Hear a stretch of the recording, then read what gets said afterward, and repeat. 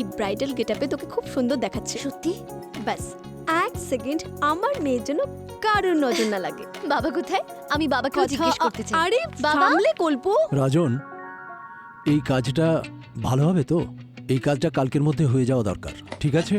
আচ্ছা আর একটা কথা, এই গেস্ট হাউসের পেন্টিং হবে, ওটার একটা বাজেট করো। কাজটা যেন ভালো হয়, ছেলের বাড়ি যেন কোনো অভিযোগ না করে। স্যার, আমি সব দেখে নেব, আপনি কেন চিন্তা করছেন? বাবা গ্রেট, নাইস। বলো আমাকে কেমন লাগছে?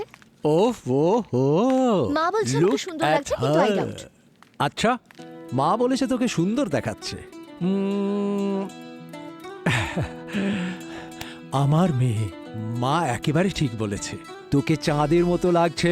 Thank you. স্যার একদম ঠিক বলেছেন ম্যাম। দেখবেন এঙ্গেজমেন্ট পার্টিতে আপনি সবার মন জয় করে নেবেন। Wait a second. ভালো লাগছে, যাও। রাজন, 1 মিনিট এসো। হ্যাঁ ম্যাম। হ্যালো, হ্যাঁ হ্যাঁ বলুন। কুলদীপ, বাংলোর ডিসপিউট এখনো পর্যন্ত সলভ হয়নি। এটা তোমার জন্য শেষ ওয়ার্নিং।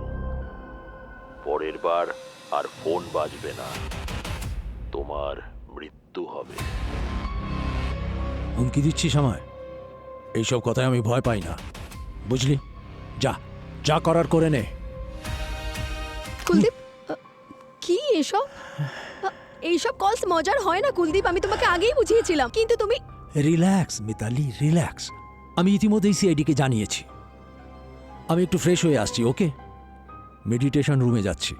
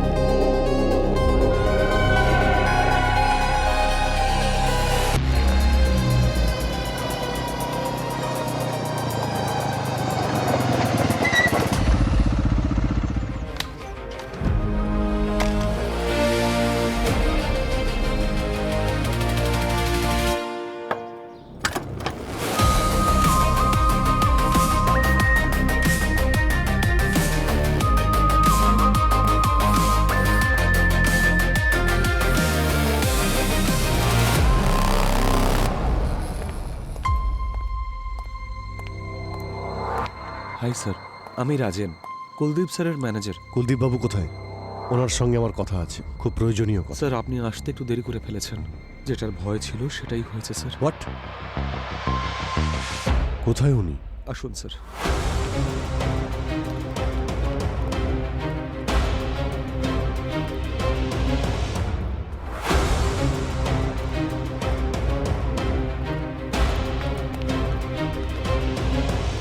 সরে যান। Excuse me, 1 minute.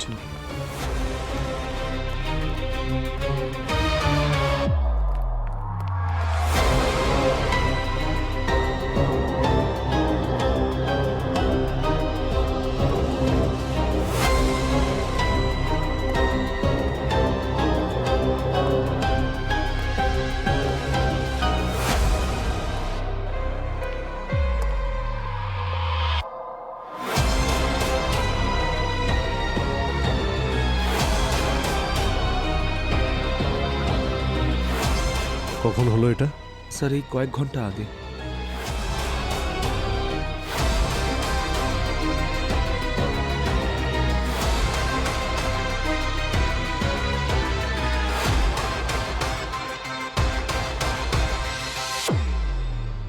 স্যার, এই কুলদীপ বাবু মারা গেছেন। ওকে ওকে স্যার, ইয়া। শেষবার তুমি কখন দেখেছিলে কুলদীপ বাবুকে?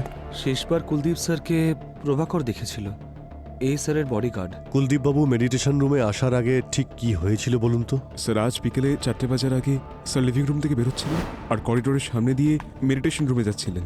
উনি দরজা বন্ধ করে দিলেন আর আমি রোজের মতো বাইরে দাঁড়িয়েছিলাম।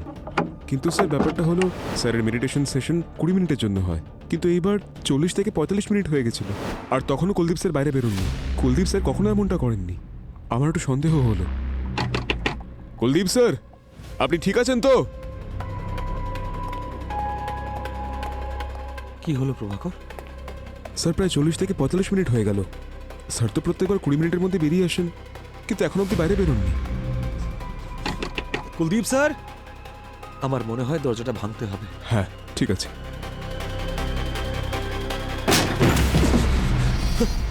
Kuldeep sir, Kuldeep sir, Kuldeep sir, Kuldeep sir, sir sir এ কি হলো? খুন খুন খুন খুন হয়েছে। দেখুন খুন হয়েছে, খুন। শুনুন শুনুন, কুলদীপ! Ma'am, ma'am. কিন্তু স্যার আমি বুঝতে পারছি না যে এসব কি করে হলো। রাজেন তুমি কোথায় ছিলে যখন এসব হয়েছিল? স্যার আমি স্টাডি রুমেই ছিলাম। স্যারের পরের দিনের শিডিউল তৈরি করছিলাম, আর যেহেতু স্যার অনেকক্ষণ রুমের ভেতরে ছিলেন তাই মেডিটেশন রুমের বাইরে এসেছিলাম। ঠিক আছে, আপনারা একটু বাইরে যান।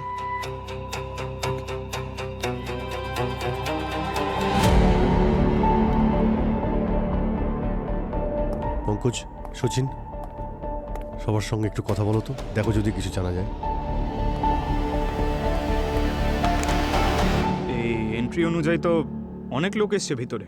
হ্যাঁ স্যার, ওই কল্পনা দিদির এনগেজমেন্ট ছিল তো তো বাড়ি মেরামতি আর ডেকোরেশনের কাজ চলছিল, তাই অনেক লোক এসছে এবং গেছে। কারো এন্ট্রি মিস হয়নি তো?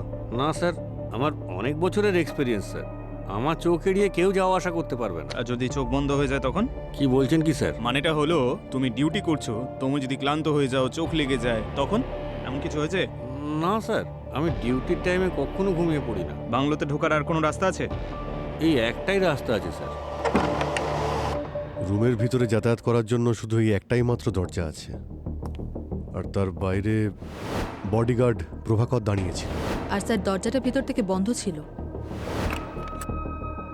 আর ভিতরের তো কোনো সিক্রেট রাস্তাও তো দেখতে পাচ্ছি না, শুধু এখানে একটা জানালা আছে, তার মধ্যেও গ্রিল লাগানো আছে। আচ্ছা একটা কথা বলো, ওই 40 থেকে 45 মিনিটের মধ্যে ঘরের মধ্যে কেউ এসেছিল অথবা বাইরে গিয়েছিল, অথবা তুমি দরজা ছেড়ে বাইরে কোথাও গিয়েছিলে? না স্যার, আমি দরজা থেকে একবারের জন্য নড়িনি। না কেউ ভেতরে এসেছে আর না কেউ বাইরে গেছে।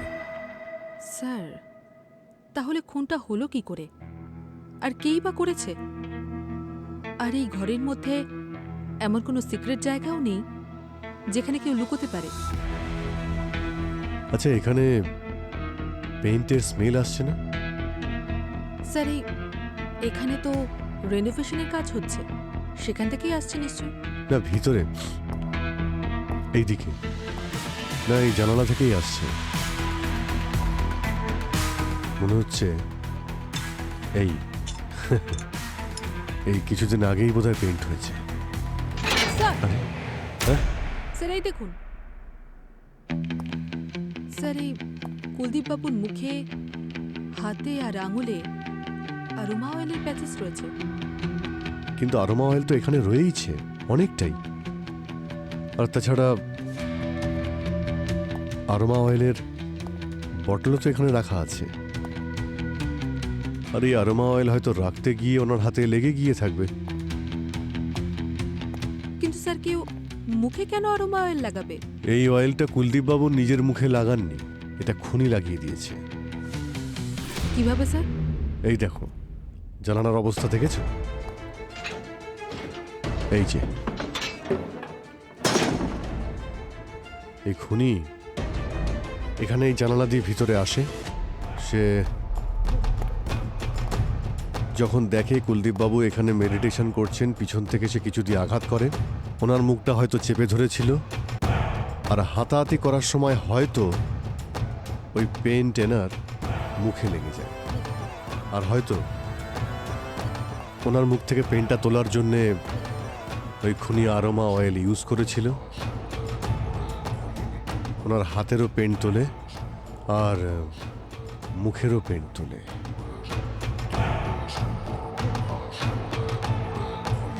আর হয়তো কুলদীপ বাবুর বডি থেকে সোনাগুলো নিয়ে চলে যায়। সোনা? এই দেখো, ছবিতে দেখো, এই গলায়, এই যে গলায় চেন আছে, হাতে ব্রেসলেট আছে, কিন্তু এখন এনার বডিতে ব্রেসলেট, চেন কিছুই নেই। স্যার মেনে নিচ্ছি যে খুনি এই জানলা দিয়ে এসেছে, কিন্তু ঘরটা তো সব থেকে উপরে, আর এই দেওয়ালটাও প্লেন, কোনো সাপোর্ট নেই যেটা বেয়েও উঠে আসবে। তাহলে ও উপরে উঠলো কি করে? হুম, নিচে থেকে আসেনি যখন, হয়তো উপরে ছাদ থেকে এসেছে। ছাদ থেকে কোনো দড়ি টড়ির সাহায্যে ভিতরে আসে, কুলদীপ বাবুকে খুন করে, আর তারপর ছাদের ওপর থেকেই পালিয়ে যায়। আচ্ছা রাজেন, এটা বলো যে বাড়িতে যে ডেকোরেশন আর পেন্টিং এর কাজ চলছে, সেই কাজে কি কেউ সুপারভাইজ করছে? ইয়েস স্যার, কুলদীপ স্যারের ওয়াইফ মিতালি ম্যাডাম।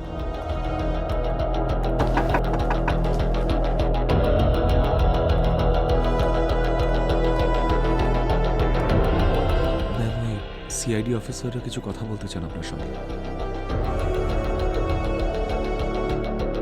এখন কেমন আছে কল্পনা? এখনো অজ্ঞানই আছে স্যার। এত বড় একটা ধাক্কা ও সামলে উঠতে পারবে কিনা সন্দেহ। কুলদীপ বাবুকে হুমকি দেওয়া ফোন করা হতো, আপনার এই বিষয়ে কোনো আইডিয়া আছে? হ্যাঁ স্যার, আমি জানি যে কুলদীপকে কে এই হুমকি দেওয়া কলগুলো করতো। কে? হেমন্ত, কুলদীপের বিজনেস পার্টনার। কিছুদিন আগেই ওদের পার্টনারশিপ শেষ হয়ে গেছে। কেন? কিছু বিজনেস ডিসপিউট ছিল। ও অনেকবার কুলদীপকে হুমকিও দিয়েছে। আমি কুলদীপকে বলেও ছিলাম যে এই ব্যাপারে পুলিশকে জানাতে, কিন্তু কুলদীপ কখনোই আমার কথা সিরিয়াসলি নেয়নি। আর দেখুন এইসব ঘটে গেল। বাবা, বাবা, বাবা, হ্যাঁ মা, আসছি। বাবা, সব সব ঠিক হয়ে যাবে মা।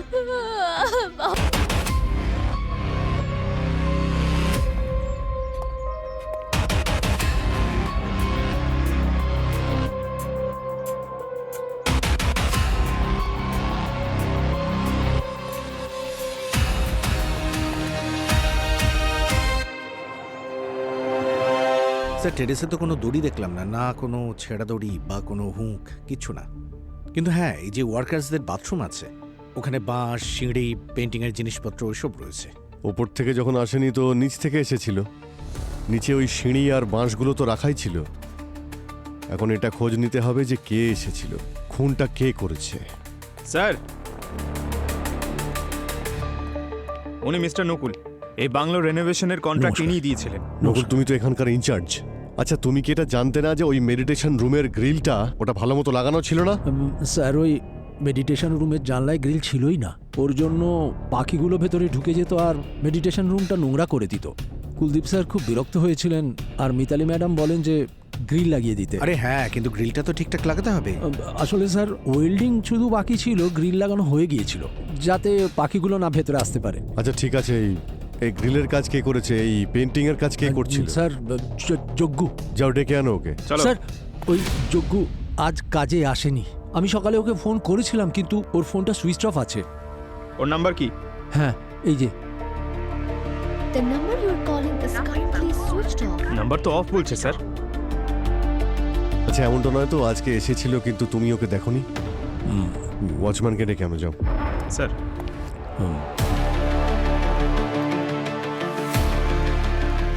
রেজিস্টারে তো এন্ট্রি করা নেই। আচ্ছা, কি ব্যাপারটা কি? হ্যাঁ, নকুল তো বলছে যজ্ঞ আজ সকালে এখানে এসেছিল। তুমি রেজিস্টার মেনটেন করোনি কেন? স্যার, 1 মিনিট যতক্ষণ আমি কিছু জিজ্ঞেস করছি চুপচাপ দাঁড়িয়ে থাকো। কি হচ্ছিল কি এখানে? হ্যাঁ,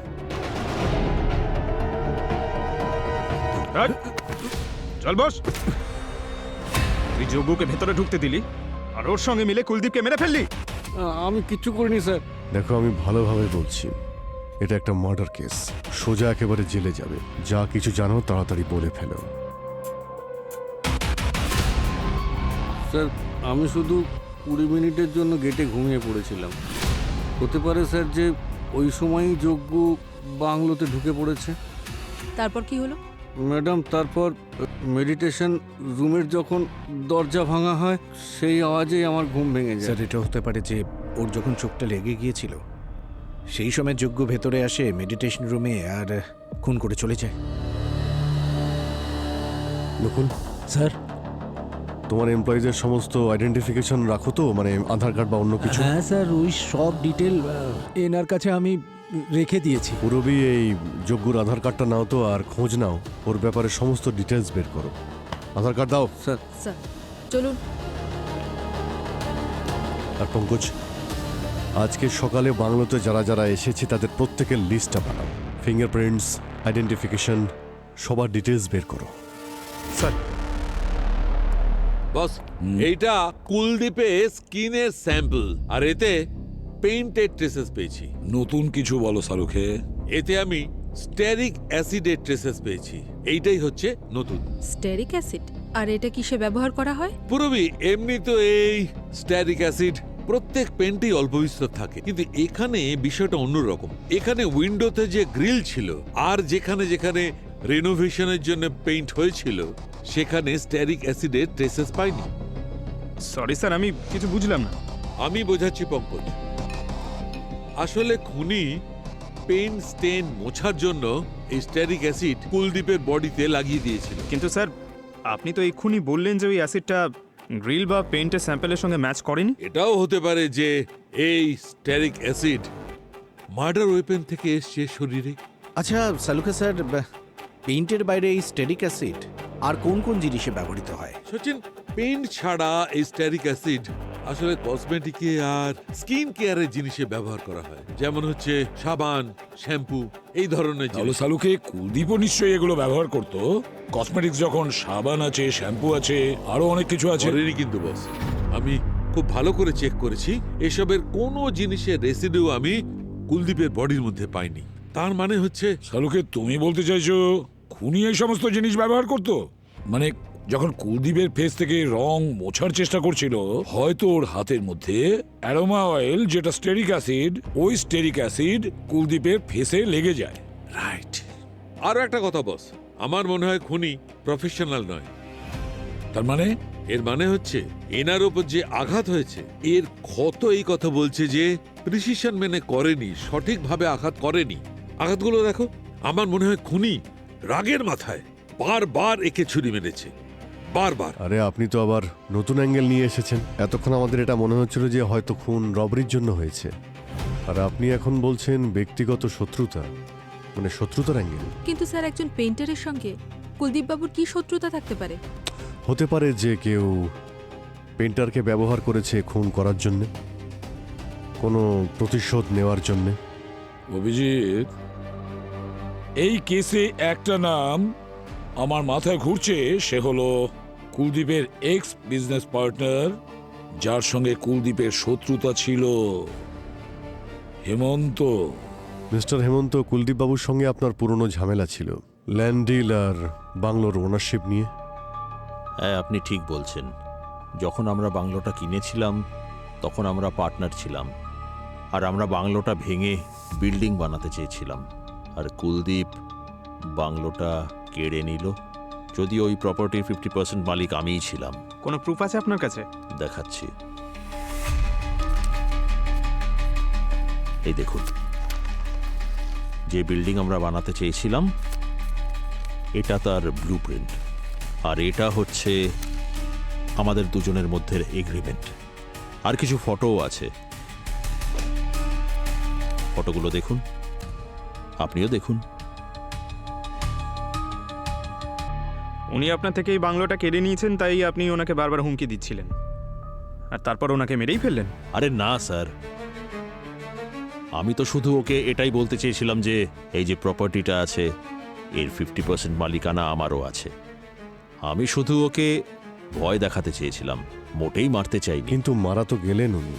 হতে পারে যে আপনি ওনাকে মারতে চাননি, কিন্তু অন্য কাউকে দিয়ে খুন করিয়েছেন, যাতে আপনি কোনোভাবে ফেঁসে না যান। আমি অবশ্যই ওকে পছন্দ করতাম না, আর আমি এটাও চাইতাম যে ওর মতো শয়তান লোক মরেই যাক, কিন্তু তার মানে এটা মোটেই নয় যে আমি ওকে মেরেছি। আমরা শুধু প্রমাণকেই বিশ্বাস করি হেমন্তবাবু, আর প্রমাণ মিথ্যে বলে না। প্রমাণ আছে যখন প্রমাণ নিয়ে এসো। যদি তোমাদের মনে হয় যে আমি কুলদীপকে খুন করিয়েছি তো প্রুফ নিয়ে এসো। দেখুন, প্রুফ পেতে কিন্তু বেশি সময় লাগে না হেমন্তবাবু। একবার যাকে দিয়ে খুন করেছেন সে যদি ধরা পড়ে যায় তাহলে আসল খুনি খুব সহজেই ধরা পড়ে যাবে। হ্যাঁ, তো সে সময়ই এসো। ঠিক আছে, আমরা এই ফটোগ্রাফ আর ব্লু প্রিন্ট সঙ্গে করে নিয়ে যাচ্ছি।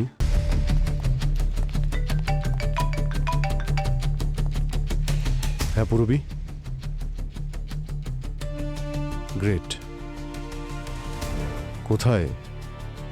হ্যাঁ ঠিক আছে, যাচ্ছি যাচ্ছি। যজ্ঞর খোঁজ পাওয়া গেছে, ওর সঙ্গে আমি দেখা করে আসছি। তুমি হেমন্তর ব্যাপারে খোঁজ নাও, আর কুলদীপের ফোন রেকর্ডও চেক করো, ঠিক কারা কারা ওর পিছনে পড়েছিল। স্যার।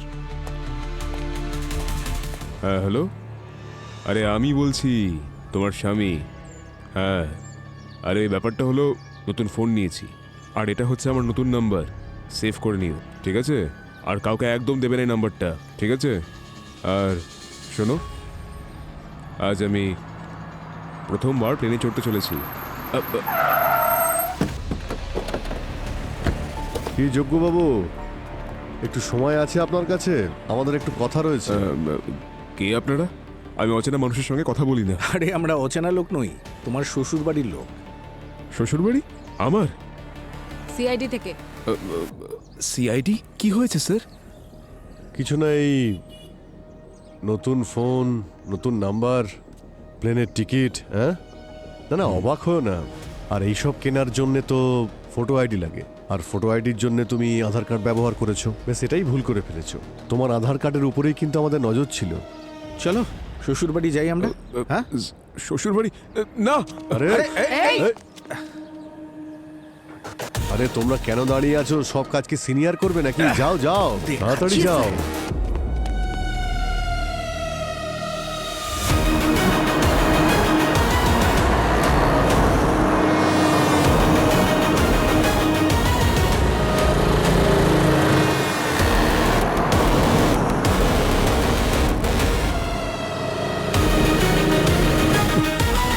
আরে আরে ভাই, কোথায় পালাচ্ছিস?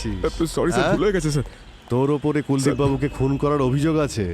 আমি কেন মারবো নাকি স্যার? আমার তো কোনো শত্রুতা নেই আরে ওনার সাথে। শত্রুতা নয়, বন্ধুত্ব আছে, শুধুমাত্র টাকার জন্য। স্যার, আপনারা আমাকে ফাঁসাচ্ছেন স্যার খুনের কেসে। ভাসাচ্ছি না, তোর আঙুলের ছাপ না মেডিটেশন রুমের জানলা থেকে পাওয়া গেছে, বুঝলি? ওটা তো স্যার এই কারণে, কারণ কি আমি ওই জানলাগুলো রং করেছি আর স্যার। বুঝে শুনে তুই গ্রিলটা ঠিকঠাক লাগাসনি, যা তুই গ্রিল সরিয়ে তুই ভেতরে ঢুকতে পারিস আর খুন করে বাইরে বেরিয়ে যেতে পারিস। না না স্যার, আমাকে এটা করার জন্য বলা হয়েছিল। ওখানে আসলে কিছু শোল্ডারিং এর কাজ বাকি ছিল, আর একটা পেন্টের কোটিং হওয়া বাকি ছিল, এই জন্য এরকম ছেড়েছিলাম। তুই কাল তাহলে কাজে কেন আসিসনি? স্যার আমি এসেছিলাম স্যার, কিন্তু একটু দেরি হয়ে গেছিল। আর যখনই আমি ওই বাড়িতে ঢুকলাম, দেখি একটা ঘরে গয়না পড়ে রয়েছে, আর তার আশেপাশে কেউ ছিল না স্যার। তাই আমি ওই গয়নাগুলো আমি সরিয়ে দিলাম, আর আমি ওখান থেকে পালিয়ে গেলাম স্যার।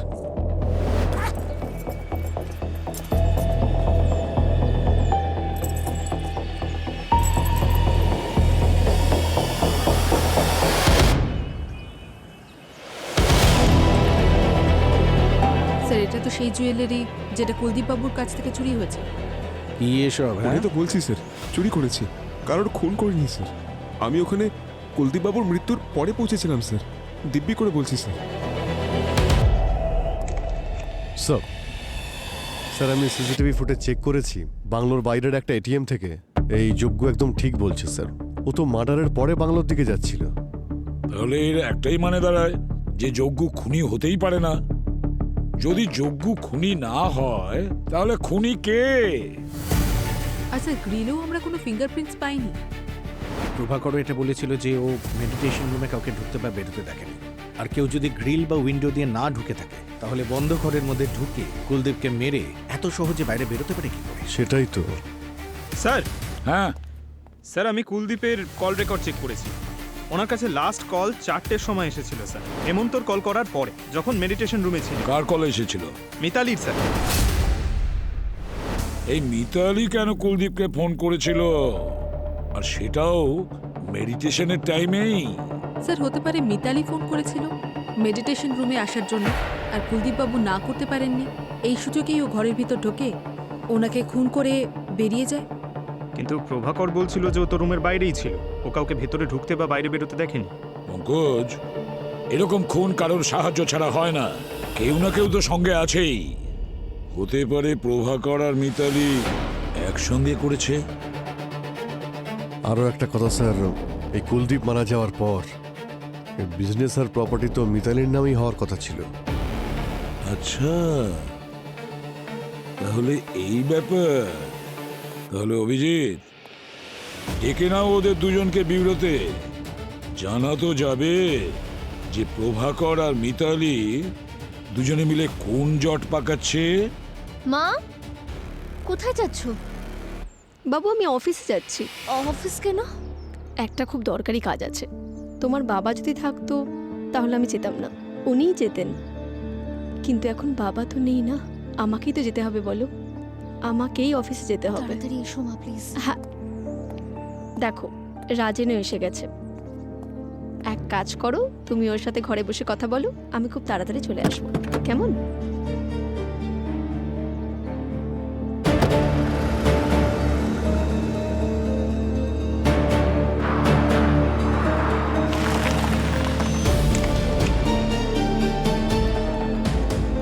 ওটাই নিয়ে ভাবতে হবে আমাদের।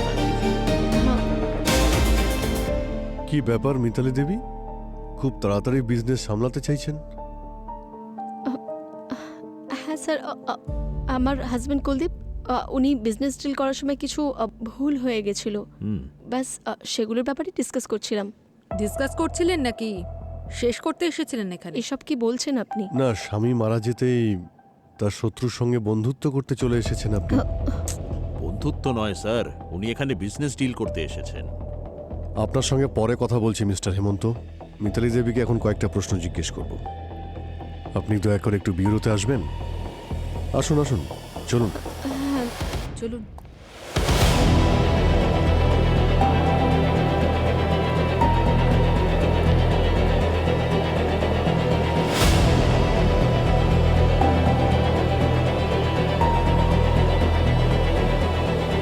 মিতালি, একটা কথা বলো, যখন কুলদীপ মেডিটেশন রুমে ছিল তখন তুমি ওকে ফোন করেছিলে কেন? আরে এ কথা আমাদের কেন লুকিয়েছো? অদ্ভুত তো, ওই কল আর এই কিসের সাথে কি সম্পর্ক হতে পারে? সম্পর্ক আছে কি নেই সেটা আমরা ডিসাইড করব মিতালি দেবী। আমি তো বলছি যে তুমি প্রভাকরের সঙ্গে হাত মিলিয়ে কুলদীপকে খুন করেছো। প্রভাকর, তুমি এরকম কেন করলে? নিজের বসকে তুমি খুন করলে? দেখো, মিথ্যে বলো না, তোমার ফিঙ্গারপ্রিন্ট কিন্তু আমরা বডির ওপর থেকে পেয়েছি। স্যার, আমি মারিনি স্যার। আর আমি ওনাকে কেন মারবো? আর ফিঙ্গারপ্রিন্ট যখন আমি ওনাকে ছুঁয়েছিলাম তখন লেগে গেছে হয়তো। তাহলে মিতালি ম্যাডাম কেন বললেন যে তোমার সঙ্গে তোমার বসের নাকি খুব ঝামেলা হয়েছিল? তুমি ওনাকে মেরে ফেলার হুমকি দিয়েছিলে? না স্যার, এমন তো কোনো ঝগড়া হয়নি আমাদের। উনি মিথ্যে বলছেন। মিথ্যে কেন বলতে যাবে? স্যার, উনি আমাকে ফাঁসাতে চাইছেন। আর আমার তো সম্পূর্ণ সন্দেহ আছে যে উনি স্যারের খুন করেছেন। এটা কেন? কারণ স্যারের মরে যাওয়ার পর মিতালি ম্যাডাম স্যারের সবকটা ব্যবসা তার নিজের নামে করে নিয়েছে। স্যার, আমার না সম্পূর্ণ সন্দেহ আছে যে টাকার জন্য মিতালি ম্যাম স্যারকে মেরে ফেলেছেন। আমি কুলদীপকে কল করেছিলাম, কারণ আমি কুলদীপকে মনে করাতে গেছিলাম আমাদের সম্বন্ধী আসছে, তাকে নিয়ে আসার জন্য এয়ারপোর্ট যেতে হতে পারে। বাহ বাহ বাহ, আবার একটা নতুন গল্প। তাহলে যখন কুলদীপ খুন হয় তখন তুমি কোথায় ছিলে? আমি আর আমার মেয়ে কল্পনা, আমরা দুজন ভিডিও কলে ছিলাম ইভেন্ট ম্যানেজমেন্ট কোম্পানির ম্যানেজারের সাথে। স্যার, 2 মাস বাদেই আমার মেয়ের বিয়ে হতে চলেছে। বিয়ের প্রস্তুতির জন্যই আমরা কথা বলছিলাম। আপনারা যদি চান তাহলে ম্যানেজারের সাথে ক্রস চেক করতেই পারেন। সে আমরা ক্রস চেক করেই নেব মিতালি দেবী, কিন্তু যতক্ষণ না আমাদের ইনভেস্টিগেশন সম্পূর্ণ হচ্ছে আপনি শহর ছেড়ে বেরোতে পারবেন না, বুঝলেন আপনি?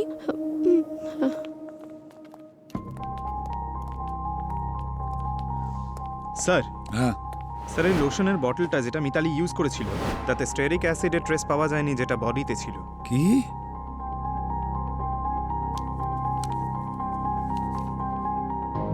অভিজিৎ, এটা যে দেখছো এই ব্লুপ্রিন্ট, এটা পুরনো বাংলোর ব্লুপ্রিন্ট যেটা হেমন্ত আমাদের দিয়েছে।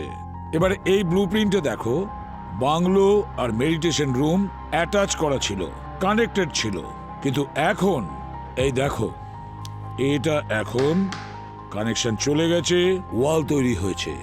এটা হয়নি তো আবার যে কেউ এই দেওয়ালটার মধ্যেই কিছু লুকিয়ে রেখেছে? স্যার, আমরা যখন ইনভেস্টিগেট করেছি সব দরজা ভালো করে চেক করেছি। সব দরজা কিন্তু খুব ভালো করে বন্ধ করা ছিল, কোনো গ্যাপ ছিল না। কিন্তু স্যার, বন্ধ ঘরের মধ্যে খুনি কি কর্পূরের মতন উবে গেল নাকি?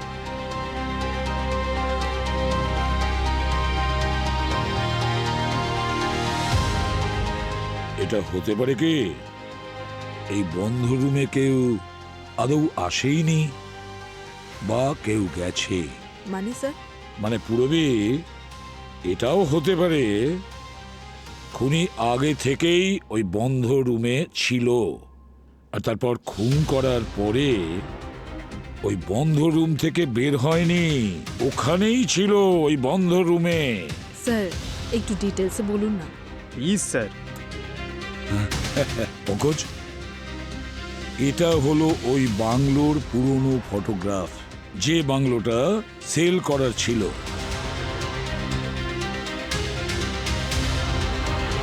আর এটা হলো ওই রুমের এখনকার কারেন্ট ছবি, ক্রাইম সিনের রিসেন্ট ফটোগ্রাফ।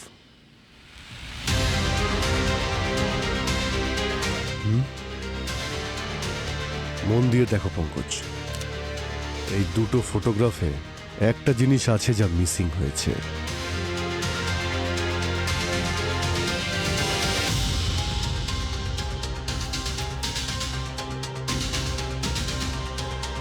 ও আচ্ছা, বুঝেছ পঙ্কজ?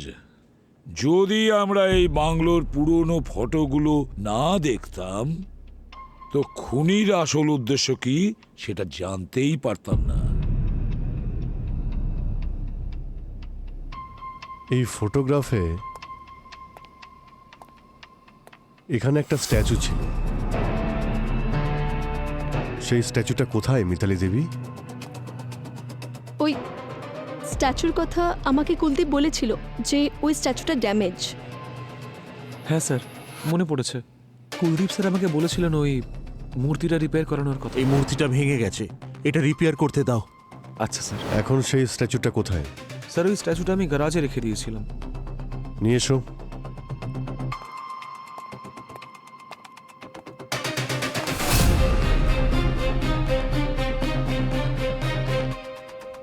প্রভাকর। হ্যাঁ স্যার। কুলদীপবাবু মারা যাওয়ার পরে যখন তোমরা দরজা ভেঙে ভিতরে আসো তখন এই স্ট্যাচু এখানে ছিল? কুলদীপ স্যারকে দেখে তো আমি শক হয়ে গেছিলাম স্যার। আমি তো সেটা খেয়ালই করিনি যে স্ট্যাচু ওখানে ছিল নাকি ছিল না। স্ট্যাচু এখানে ছিল আবার ছিলও না। তার মানে স্যার? মানে এটাই যে খুনি এখানে স্ট্যাচু হয়ে দাঁড়িয়েছিল। ও নিজেকে স্ট্যাচুর মতো সেম পেন্ট করে আর কাপড় জড়িয়ে দাঁড়িয়ে পড়ে, আর তারপর কুলদীপবাবুর জন্য অপেক্ষা করে। আর যখন এখানে কুলদীপবাবু মন দিয়ে মেডিটেশন করছিলেন তখন হঠাৎ করে ওনার পিছন থেকে আসে, ওনাকে খুন করে, তারপরে আবার স্ট্যাচু হয়ে দাঁড়িয়ে পড়ে। আর যখন বাড়ির লোক, ওয়ার্কার, স্টাফসটা এখানে ঢোকে তখন ও বডি থেকে চাদরটা সরায় আর তারপর সবার ভিড়ের মধ্যে মিশে যায় আর বাইরে বেরিয়ে যায়। তারপরও ও ওয়ার্কার্সদের বাথরুমে যায়, গায়ের রং মোছে, তারপর কাজে লেগে যায় যেন কিছুই হয়নি। এই কাপড়েও একই ব্রোঞ্জ কালারের মার্কস আছে, ঠিক যেমন এই স্ট্যাচুতে আছে। আর এই কালারটাই খুনির ছুরিতেও ছিল। এই কালারের মধ্যেই থাকে স্টেরিক অ্যাসিড। স্টেরিক অ্যাসিড পাওয়া যায় কসমেটিক পেন্টে, আর এই স্টেরিক অ্যাসিডই কুলদীপ বাবুর বডিতে ছিল। মানে খুনির হাইট আর স্ট্যাচুর হাইট সেম হতে হবে।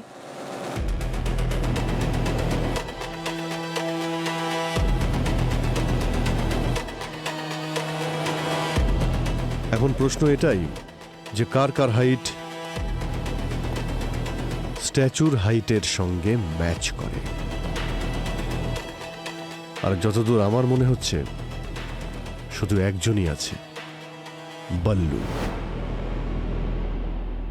কিন্তু স্যার, বল্লু যদি ভিড়ের মধ্যে মিক্স হয়ে গেছিল, কেউ ওকে দেখতে পেল না কেন? কারণ ওকে এখান থেকে বেরোতে কেউ তো সাহায্য করেছে, কিন্তু সে কে সে তো বল্লুই বলতে পারবে।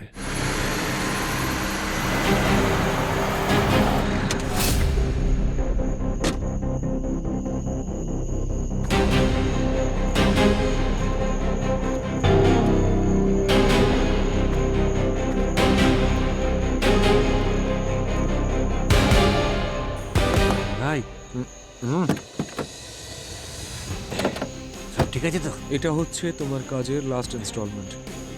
Thank you. একটা কথা মাথায় রেখো, সিআইডি কিন্তু জানতে পেরে গেছে যে কুলদীপ স্যারের মার্ডারের পেছনে তোমার হাত আছে। তাই অ্যাজ সুন অ্যাজ পসিবল এই শহরটা ছেড়ে তুমি চলে যাও। ঠিক আছে, চলো এগোলাম।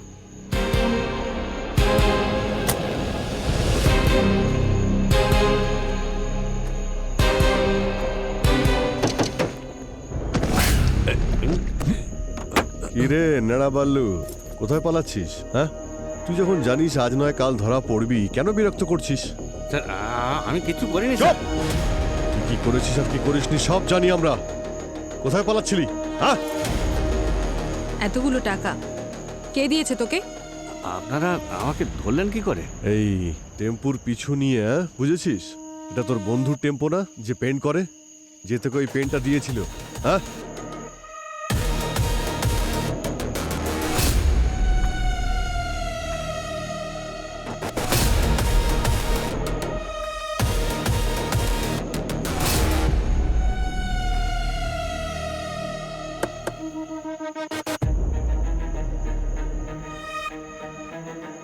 কে দিয়েছে তোকে টাকা? হ্যাঁ এই বল। হ্যাঁ সচিন, কি?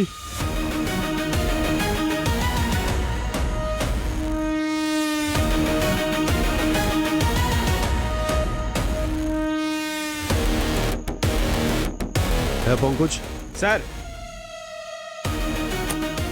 রাজেন মরে গেছে স্যার।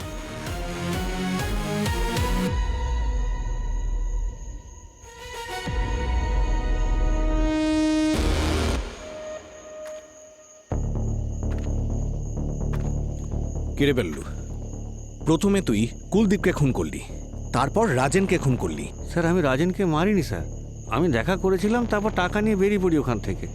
কুলদীপকে আমি মেরেছি স্যার, তাও ওই রাজেনের কথাতে।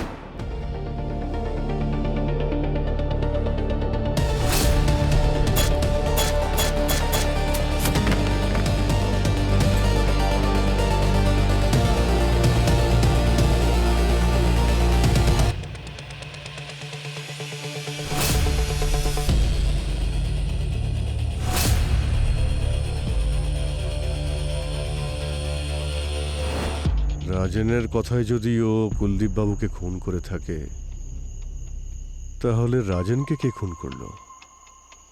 মানে এমন কেউ আছে যে চায় না রাজেন আমাদের হাতে ধরা পড়ুক। আসল খুনি কিন্তু এখনো ঘুরে বেড়াচ্ছে। বস বস টেস্ট রিপোর্টে জানা গেছে যে রাজেনের মৃত্যু বিষের কারণেই হয়েছে। একটা রেজিন বেস কম্পাউন্ড পাওয়া গেছে যা লিপ বামে মেশানো ছিল। তার মানে যে খুন করেছে সে জানতো যে রাজন লিপ বাম ব্যবহার করত। স্যার, হ্যাঁ, রাজেনের ল্যাপটপ পেয়েছি, তাতে পাসওয়ার্ড রয়েছে, ওটা ক্র্যাক করার চেষ্টা চলছে। কিন্তু ল্যাপটপ ব্যাগে একটা গিফট বক্স পেয়েছি, এতে একটা ডায়মন্ড পেন্ডেন্ট আছে। বিল পেয়েছি রাজেনই এটা কিনেছিল, কিন্তু ইন্টারেস্টিং বিষয় যে এই ডায়মন্ড পেন্ডেন্টে যে ইনিশিয়ালটা আছে সেটা হলো এম। এম? বাহ বাহ বাহ, এম। অভিজিৎ, এই কেসে শুধু এমন একজন আছে যার নাম এম দিয়ে শুরু হয়, Mitali. Thank you so much for your service. আজ থেকে আপনাদের সবার ছুটি, কারণ আমরাই বাড়ি ছেড়ে কি হলো মিতালি দেবী, এসব লাগেজ টাগেজ গুছিয়ে আপনি যাচ্ছেনটা কোথায়? আসলে স্যার, আমি আর কল্প আমরা আমাদের পুরনো বাড়িতে যাচ্ছিলাম, কারণ কুলদীপের মারা যাওয়ার পর আমাদের এই বাড়িতে থাকাটা একটু মুশকিলের হয়ে যাচ্ছে, আর এটা করলে কল্পনারও একটু চেঞ্জ হয়ে যাবে। এমনিতে পুরনো বাড়ি আপনাদের দুজনের মধ্যে একজনই যাবে, আর দ্বিতীয়জন যাবে জেল। জেল? রাজেনকে খুনের অপরাধে। কি? রাজেনেরও খুন হয়ে গেছে? আর যে গাড়িতে আমরা রাজেনের ডেড বডি পেয়েছি, সেই গাড়িতে আমরা একটা পেন্ডেন্ট পেয়েছি, আর আমাদের সন্দেহ এই পেন্ডেন্টটা তারই, যে রাজেনকে খুন করেছে আর তার সঙ্গে রাজেনের অ্যাফেয়ার চলছিল। আর এই পেন্ডেন্টে যে ইনিশিয়াল আছে সেটা হলো এম। তাহলে খুনি এমন কেউ যার নাম এম দিয়ে শুরু হয়। আরে স্যার, এম দিয়ে হাজারটা নাম হয়। আপনার এমনটা কেন মনে হচ্ছে যে এম দিয়ে শুধু মিতালিই হয়? কোনো কারণ ছাড়াই আপনি দোষ দিয়ে যাচ্ছেন। আমার আর রাজনের অ্যাফেয়ার? না, আমরা সেটা বলিনি। আমরা তো মানে এরকম সন্দেহ করছিলাম। তারপর আমরা রাজনের ল্যাপটপ পাই, আমরা ওটাকে ক্র্যাক করি, তো ওই ল্যাপটপ থেকে আমরা সব জানতে পেরে যাই। ও নিজের সব ফিলিংস ল্যাপটপে লিখে রেখেছিল। অনেকগুলো লাভ লেটার্সও ছিল যেগুলো মেল করেনি। আর সব লেটারে একটাই নাম লেখা ছিল, যার ইনিশিয়াল এম দিয়ে শুরু হতো। আমার কথা শুনুন। দেখুন স্যার, আপনারা নিশ্চয়ই কোথাও ভুল আরে না করছেন। না, আমাদের কোনো ভুল হয়নি মিতালি দেবী। ভালো তো বাসতই কোনো এম নামের মেয়েকে। কি কল্পনা দেবী? আমি কি করে জানবো স্যার? আরে না না, পুরো কথাটা তো আপনি শুনে নিন। আমি বলতে চাইছি যে কেন কল্পনা দেবী ওরফে মিঠি। আপনারা সবাই ওনাকে বাড়িতে এই নামেই ডাকেন না, মিঠি?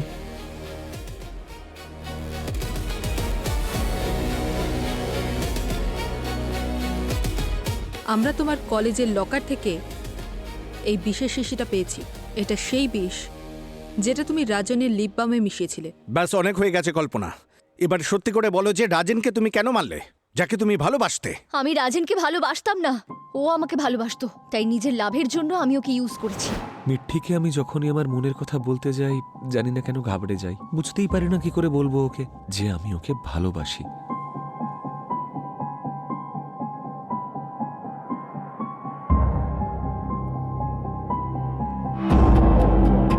ম্যাম, আপনি ম্যাম ওই কি এসব? কিছু না ম্যাম, মিসআন্ডারস্ট্যান্ডিং।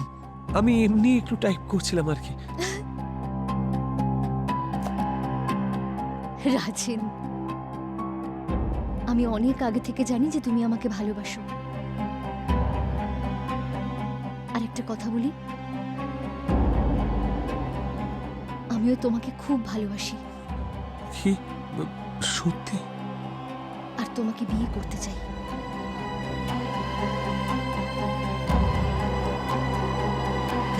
কিন্তু কি করে হবে?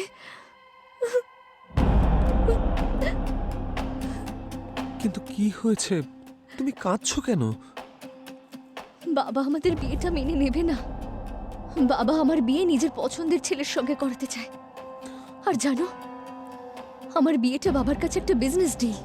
আরে তুমি অকারণেই টেনশন নিচ্ছ। আমি আছি তো। আমি যাব কুলদীপ স্যারের কাছে বিয়ের প্রস্তাব নিয়ে। না রাজেন, তুমি বুঝতে পারছো না। বাবা আমাদের সম্পর্কটা মেনে নেবে না। আর যদি বাবা না মানে, আমি বাঁচবো না। তাহলে কি করব আমরা? একটা রাস্তা আছে। কি? বাবাকে মরতে হবে। কি? তবেই আমরা একসঙ্গে থাকতে পারবো। না না, এটা সম্ভব নয়। কি বলছো তুমি এসব? তুমি কি থাকতে পারবে আমাকে ছাড়া? আমি থাকতে পারবো না। দেখো তুমি তুমি কেন বুঝছো বুঝতে না। পারছো না যে আমি তোমাকে ছাড়া বাঁচতে পারবো না, আর আমি কাউকে বিয়েও করতে পারবো না? আচ্ছা ঠিক আছে, আমি সবাইকে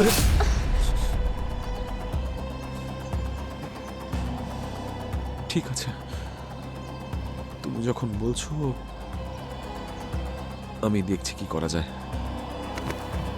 আমি রাজেনকে ব্যবহার করেছি যাতে বাবা জোর করে আমার বিয়ে না দিতে পারে। রাজেন বাল্লুর মাধ্যমে বাবাকে খুন করেছে। কিন্তু যখন আমি জানতে পারলাম যে রাজেনও এক্সপোজ হতে চলেছে, তখন আমি ওকেও রাস্তা থেকে সরিয়ে দিলাম। নইলে আমিও ধরা পড়তাম। কিন্তু রাজেনকে তুমি বিয়ে করতে চাইছিলে না কেন? আমি কাউকে বিয়ে করতে চাইনি, বাবার ছেলে হতে চেয়েছিলাম। বাবার বিজনেস, বাবার এম্পায়ারকে বাড়াতে চেয়েছিলাম। কিন্তু বাবার চিন্তা ভাবনা অনেক ছোট ছিল।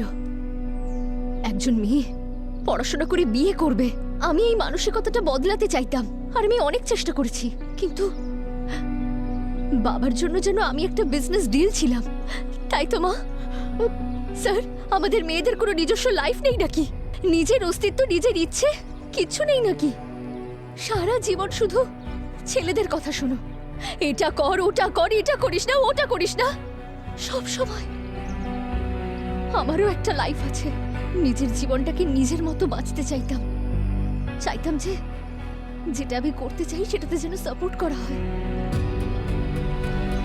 আমাদেরও বলার অধিকার আছে, নিজের মতো করে জীবন বাঁচার অধিকার আছে। কল্পনা, অধিকার আছে। আর আজকালকার দিনে অধিকার সবার আছে। হ্যাঁ, তোমার বাবার মতো মানুষের সঙ্গে তোমার অধিকারের লড়াই লড়তে হলে তারও রাস্তা আছে, কিন্তু যে রাস্তা তুমি বেছেছো সেটা ভুল। তোমার এই সিদ্ধান্তই তোমার পুরো জীবনটাকে শেষ করে দিল। এবার তোমার বাকি জীবনটা জেলের মধ্যেই বসে কাটাতে হবে তোমাকে।